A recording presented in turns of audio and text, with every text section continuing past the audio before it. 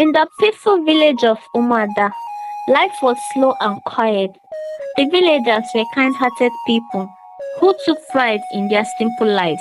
But in every place, no matter how small, there is often a person whose heart holds jealousy.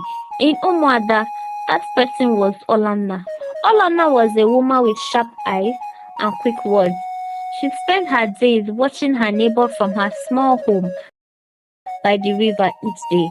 Her envy grew stronger, especially towards her neighbor Ifeoma. Ifeoma was a cheerful, hardworking woman who seemed to have everything.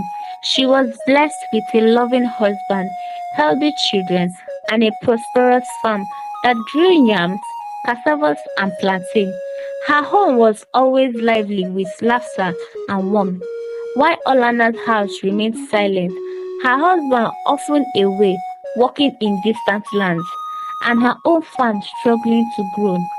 Hello guys, welcome back to my channel and to my returning subscribers. Thank you for being here. Thank you for being the part in this channel. And if you're new here, coming across to my videos or my stories, you are welcome. You are highly welcome. So guys, don't forget to subscribe, like, and comment. Lastly, turn on your notification bell so you won't be left out on our videos dropping. Back to our story. One hot afternoon, as the sun beat down on the village, Olanna leaned against her window, watching Ifoma's children playing in the yard. Their laughter skated on her nerves. Why does she have everything? Olanna muttered to herself, clenching to her feet. Why does her farm grow wine my bitters? Why is she always smiling? Unable to bear her jealousy any longer, Olanna decided to speak to the village medicine man Nkem. The medicine man was known for his wisdom and his deep understanding of herbs and ancient magic. Olanna hoped he would help her in some ways to shift the balance in her favor. As the sun began to set, Olanna made her way to Nkem's small hut by the edge of the forest. Shadows stretched long over the earth, and a chill crept into the air as she approached. Nkem sat outside his hut, grinding leaves and roots with a steady hand. His old wise eyes looked up as Olanna approached. What brings you here, Olanna? He asked, his voice deep and calm. Olanna hesitated, feeling a flicker of guilt, but her jealousy was too strong to ignore. I want a portion, she said, her voice barely above a whisper. Something to stop my neighbor's success. Nkem frowned. Why would you want to harm another's happiness? Because she has everything, Olanna cried, and I have nothing. The old man sighed. Jealousy is a poison, Olanna. It will bring you no peace. But Olanna refused to listen. She insisted, promising Nkem payment for his work, and reluctantly, he gave her a small pouch of dried leaves. Sprinkling this around her farm, he instructed, but know that it may bring consequences you do not expect. That night, under the cover of darkness, Olanna crept to Ifoma's farm. The moon shone bright, casting air shadows over the field. She scattered the herbs around the crop, muttering words of anger and envy under her breath. The next morning, strange things began to happen. Ifoma's yam, once healthy and strong, began to wilt. The leaves of her cassava turned yellow, and her plantain trees bore no fruit. The villagers noticed the sudden change, and the whisper spread through Umada. Ifeoma grew worried, but she didn't lose hope. She worked even harder, watching her crop and praying for their recovery. Her family stood by her, helping with every task, determined to restore their farm. Meanwhile, Alana watched from her window, a cruel smile on her lips. She felt a twisted joy at her neighbor's suffering. Days passed. Ifeoma Sam continued to suffer, but something strange happened, happening in Olanna's life too. Her own crops, which had been hoped would thrive in Ifeoma's absence, began to rot. The small plants in her garden turned black, and her house seems to grow colder and darker each day.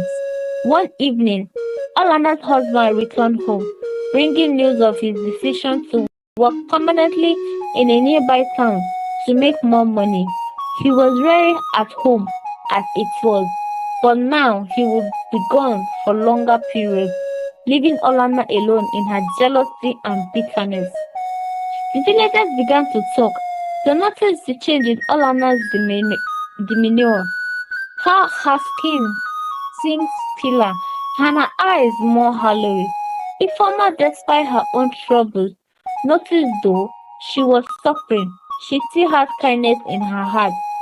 One afternoon, Ifeoma went to Olanna's house, carrying a small basket of food. I brought you something to eat, she said, offering a warm smile. I thought you might be feeling lonely.